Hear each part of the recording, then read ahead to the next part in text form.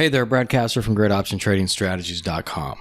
So the other day I was watching this YouTube short video where a World War II veteran from the Pacific Theater was telling this story about how he kept randomly and mysteriously passing out and how everyone thought he was faking it just to avoid having to fight. But it turns out, and it was kind of nasty how he got properly diagnosed, he actually just had a bad case of hookworms, which he apparently picked up earlier on another island. Once he was properly diagnosed and given some anti-parasitic medicine, no surprise, he stopped randomly passing out. Problem solved. Now, it can be the same way when you find yourself in a difficult covered call trade. Namely, when you sell a covered call and then the stock tanks on you. Like the stock itself has hookworms. What the hell are you supposed to do now? Where's the anti-parasitic medicine for this? Well, good news. There is a treatment for this kind of situation, although everything's probably not going to clear up in just a few days. But in this video, I'm going to go over that treatment, or how do you repair a covered call trade when the stock sells off on you? Because there are practical and very effective things you can do to fix the problem and work it out so that at the end of the day, you still end up walking away with more money than you started with. Now, a really good way to demonstrate the trade repair process for far out of the money covered call trades that became far out of the money because the underlying stock sold off is with a real world example. And I'm going to use a trade that a daily option tips and insights newsletter subscriber shared with me last week to walk you through the trade repair process we use inside the Leveraged Investing Club. And while we're on the subject, if you have a covered call or a cash secured put that's misbehaving and you'd like me to take an in-depth look at it, be sure you sign up for the Daily Tips newsletter yourself, as that's now one of the perks of the newsletter. You can sign up directly or by downloading any of the resources from the ever-growing Great Option Trading Strategies downloadable library page, including ebooks, strategy guides, special reports, and case studies. There are links in the description section below, and there are also links down there to other videos and playlists related to today's covered call trade repair situation. So be sure to check all that out. Okay, so here's a situation the Daily Tips reader found herself in. She bought 300 shares of Firefly Aerospace Incorporated, and currently had a single $41 covered call written against the shares. The problem? The stock had sold off and was now trading around $29 a share. Ouch. Now, I don't know exactly what her entry price was, although it sounded like it was right around that $41 share price area, or how much premium she brought in up to that point, or if there were previous legs in the trade, or if the rationale for writing only one covered call against the 300 shares was originally in anticipation of also picking up some capital gains. But just to illustrate the trade repair process we use inside the Leveraged Investing Club, I treated this trade as what I would refer to as a covered call for income trade, where our sole objective is to isolate and collect and keep the time value portion of the premium we sell. We covered this in my last video on the advanced covered call trade repair, where we did an in-the-money buy-right covered call trade on HIMS. In that example, we bought shares at $34.81 a share, and then sold a $30 covered call for $6.16 a contract. Now, we anticipated losing $4.81 a share when the stock was called away from us, which is what we wanted. But after factoring in that $6.16 of premium we received from selling the covered call, our profits would be $1.35 per contract, or $133.80 after commissions and fees.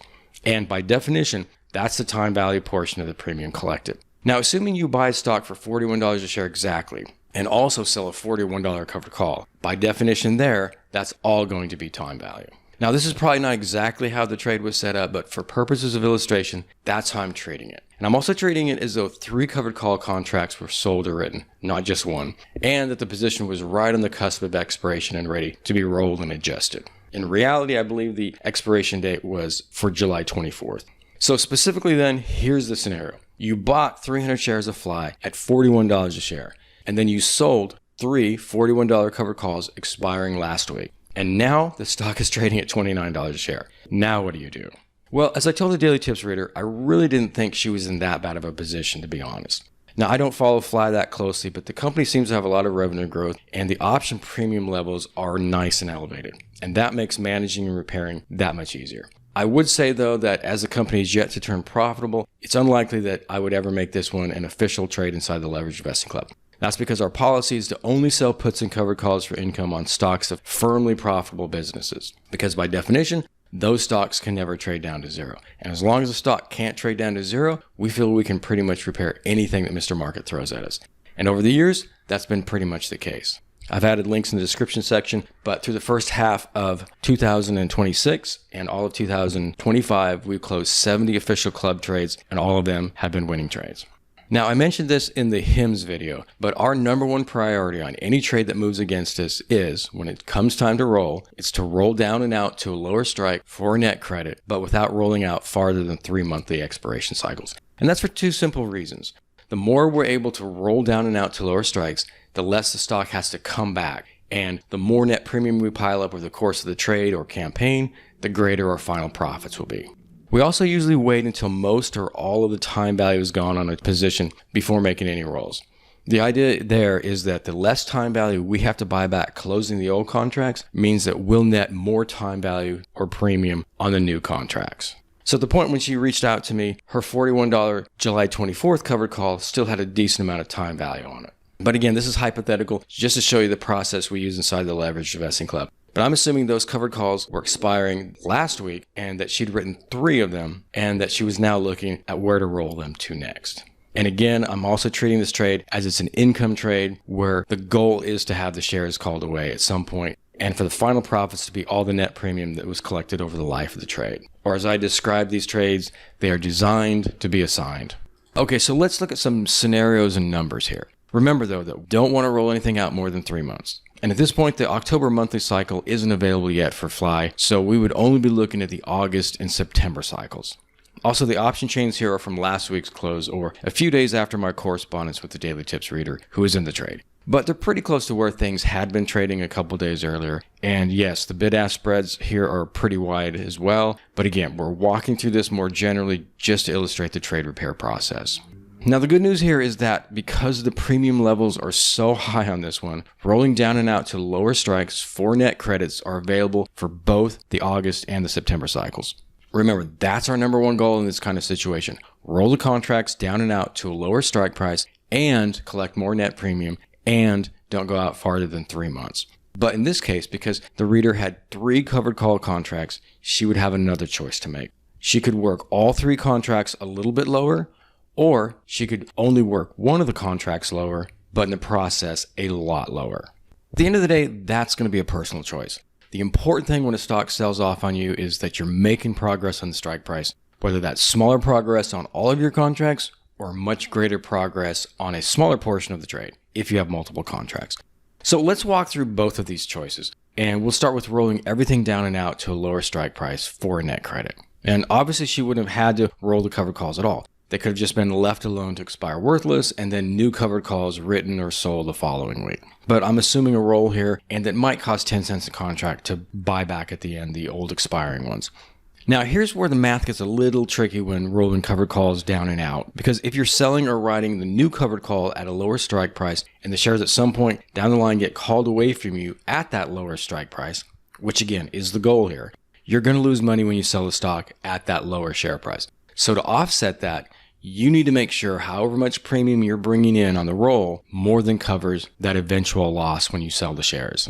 For example, looking at a roll to August, if I wanted to roll down and out from the 41 strike to the 40 strike, I would need to collect at least $1 contract net credit because I'm now offering to sell my shares for $1 share less than what I paid for them. Or if I wanted to work them down to the $39 strike price, then I need to generate at least $2 a contract net credit to offset that future capital loss. So with the August cycle, it looks like the best I could do would be the $40 strike. That's a pretty wide 90 cent to $1.90 bid-ask spread. And I'm not going to assume the midpoint on the price. And I'm also assuming it's going to cost me 10 cents a contract to buy back my expiring $41 covered calls from the previous week. So maybe I could do the whole thing for $1.25 a contract net credit. But again, $1 of that is going to be used to offset my future loss on the shares. What's left over, that 25 cents a contract, that's what's going into my accumulated net premium pile, or my final profits when the trade is rebounded enough, or when I've worked the strike price low enough, or some combination of the two that I'm finally able to exit the trade. Now, honestly, that's not that great of an improvement, but it is an improvement, and this one is pretty far out of the money. So I might be happy for any kind of roll down and out for any kind of net credit. But if we go out to the September cycle, and I'm pretty sure there's an earnings release here which further boosts premium levels, it looks like a whole lot more progress can be made. In this case, I estimate that a roll down and out from the $41 strike to the $38 strike would have been possible. Now remember, in order to achieve a $3 reduction in the strike price, we would need to bring in at least $3 a contract of new premium. With a bid-ask spread of $2.85 to $3.70, I'm pretty sure you could have submitted a limit order and gotten over that $3 hump, but probably not by a whole lot. So another alternative might have been just to roll down and out to the $39 strike, but in the process retain more net premium for your final profits. But say you did get the strike price down to $38, and you also brought in more net premium for your accumulated net premium pile. Okay, your trade still has hookworms, but you're steadily working them out of your system. The stock no longer has to come back to the $41 share price level for you to be able to exit the trade. Now it only has to cut back to $38. And you're continuing to increase your final profits along the way. And the lower you work the strike price, the easier and better paying all your future rolls and adjustments will be, because the closer the strike price is to the current share price, the more time value will be available for you to sell in the future. Okay, so that's choice number one, working all the covered calls lower as a group. Okay, now let's look at choice number two, only working one of the contracts lower, but much lower. With this approach, you would focus all your net premium firepower on just one of the contracts in order to more dramatically lower the strike price on that covered call. So, same setup. You pay 10 cents a contract to buy back those 3 expiring $41 covered calls, and you roll 2 of them straight out to either August or September at the same $41 strike price for a much better net credit, and then use that net premium to really work that third covered call lower. So going back to the August option chain and that very wide bid-ask spread of $1.20 to $2.45 on the $41 strike, I estimate very conservatively you could easily get a $1.50 per contract net credit on a straight roll. Probably more, but let's just call it $1.50. So that would work out to be $300 for the 2 contracts. And on our third contract, I estimate that could probably be worked down to the August $36 strike price. In order for that to happen, we would need to bring in enough new premium to cover an eventual $5 a share loss on those 100 shares, or at least $500. Well, with the $41 covered calls, that covers $300 of the loss. So you just need to pick up another $200. And looking at the August $36 strike price, bid-ask quote of $1.95 to $2.90, that looks pretty doable. Working it down to the $35 strike would require $600 or $300 from that third covered call on its own. And with the $2.60 to $2.90 spread, yeah, no dice on that one. Okay, now let's look at September. And as we saw earlier, the September cycle is dramatically better. Again, I'm pretty sure the September cycle is going to cross the next earnings release. So the September $41 calls had a closing bid-ask quote of $2.10 to $3.30. Conservatively, let's assume you could have rolled for a $2.50 per contract net credit, or $500 in total for both contracts. Now, get this. I think it might have been possible to get that third covered call all the way down to the $32 strike price, which from $41 to $32 would require $900 of new premium to offset the eventual loss from buying those 100 shares at $41 a share and having them called away at $32 a share. Well, in this scenario, the premium collected from rolling the $41 covered calls straight out to September offsets $500 of that deficit. So you just need an additional $4 a contract, or $400, from rolling down and out to the September $32 strike price. And as you can see, the closing bid-ask spread there was $3.50 to $5.10 per contract. So again, I think this one was doable as well. But even if you only got it down to the $33 strike price, that's very impressive. Of course, it would also be up to you regarding how much of the proceeds you use to work the strike price lower and how much you retain for your final profits. Now, at some point, presumably, the more you work one of those covered calls lower, the stock will rebound enough, or you'll work the strike price low enough, or some combination of the two, where that lower striked covered call will trade in the money again, and you have a new choice to make. Allow those shares to be called away, and in the process, see the overall size of your position be reduced from 3 contracts to 2. And that can be a very good way to reduce your risk on a trade that went the wrong way on you. Or you can hang on to those shares and continue rolling that in-the-money covered call for continued net premium, which can then be used to accelerate the repairs on the remaining 2 covered calls. Now, it's probably going to depend on how much net premium you're able to generate by doing that, and you should always take things on a case-by-case basis, but getting one of the contracts like that back in good shape can often really break the log jam.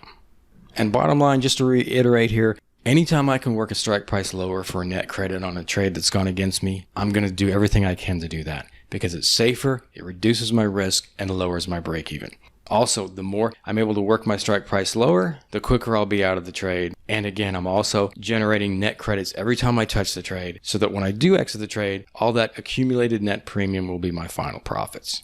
Okay, hopefully all this makes sense. If you have any questions, please let me know in the comments section below. And again, if you want help with any of your trades, be sure you're signed up for the Daily Tips newsletter. And you can find the link there in the description section along with a lot of other resources that I put together for you. Okay, until next time.